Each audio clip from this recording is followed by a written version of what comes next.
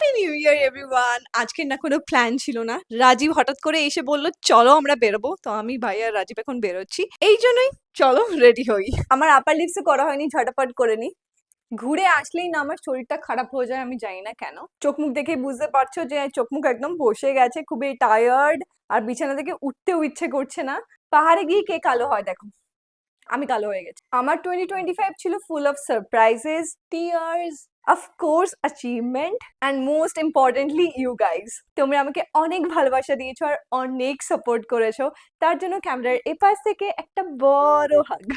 এভাবেই আমার পাশে থেকেও, কারণ 2026 will be full of surprises.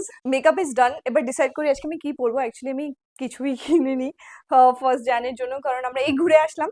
Darjeeling থেকে না একটা স্কার্ট কিনেছিলাম, এই যে স্কার্টটা, ভাবছি এটা পরবো কি পরবো না, একবার পরে আসি।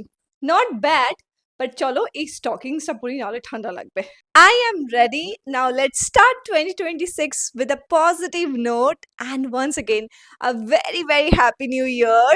I love you all. Bye bye.